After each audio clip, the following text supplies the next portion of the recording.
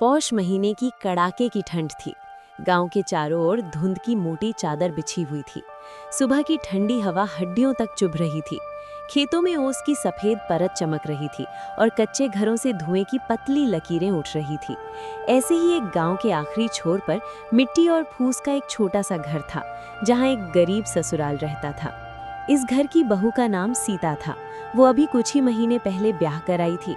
मायके में भी हालात अच्छे नहीं थे, पर वहाँ माँ का प्यार और अपनापन था। ससुराल में गरीबी के साथ साथ जिम्मेदारियों का बोझ भी था। सास बुजुर्ग थी, सर्दी में अक्सर बीमार रहती थी। ससुर खेत मजदूरी करते थे और पति दिन भर गांव के साहूकार के यहाँ काम करके थोड़ा सा पैसा लाता था। उस दिन ठंड कुछ ज्यादा ही थी। रात भर सास को खांसी आती रही थी।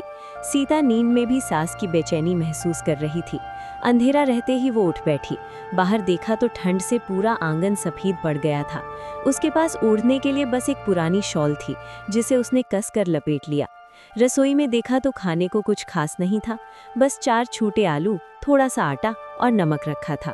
सीता पल भर को रुकी, फिर मन ही मन ठान लिया, आज चाहे जैसे भी हो सबको गरम गरम खाना खिलाऊंगी।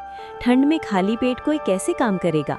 उसने मिट्टी के चूल्हे को साफ किया, सूखी गीली लकड़ियां इकट्ठा की और फूंक मार मार कर आग जलाई।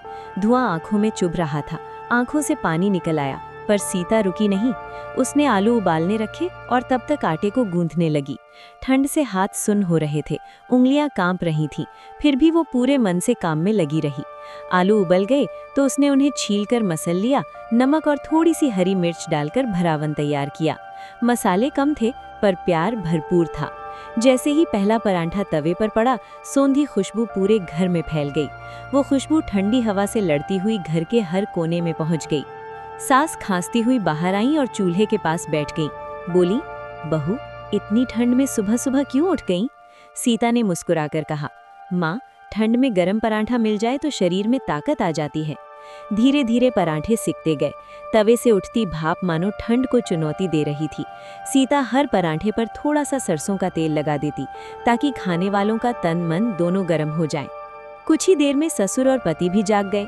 उन्होंने जब गरम गरम परांठे देखे तो चेहरे पर थकान की जगह सुकून आ गया। सब लोग आंगन में चूल्हे के पास बैठकर परांठे खाने लगे। हाथ पराठों की गर्माहट से सिक रहे थे और दिल बहू के प्रेम से। सास की आंखों में आंसू आ गए। बोली, बेटी, हमारे पास देने को कुछ नहीं, पर तूने अपने प्यार से इस घर को स्वर्ग बना दिया। ससुर ने भी सिर हिलाकर कहा, गरीबी बड़ी चीज नहीं, हौसला बड़ा होना चाहिए। सीता चुपचाप सबकी बातें सुनती रही। उसके लिए यही सबसे बड़ा इनाम था। उसे लगा जैसे उसकी मेहनत सफल हो गई हो। ठंड भरी उस सुबह में आलू के साधारण से पराठों ने पूरे परिवार को एक दूसरे के और करीब ला दिया। खाने के बाद सास ने सीता को अपने पास बैठाया और अपनी पुरानी शॉल उसके कंधों पर डाल दी। वो बोली, आज से तू सिर्फ बहू नहीं, मेरी बेटी है। उस दिन सीता ने समझ लिया कि गरीब घर में अगर प्यार, सम्मान और अपनापन हो तो ठंड भी गर्माहट बन जाती है। गरम गरम आलू के पराठों की तरह ही उसके रिश्ते भी मजबूत और सच्चे हो गए।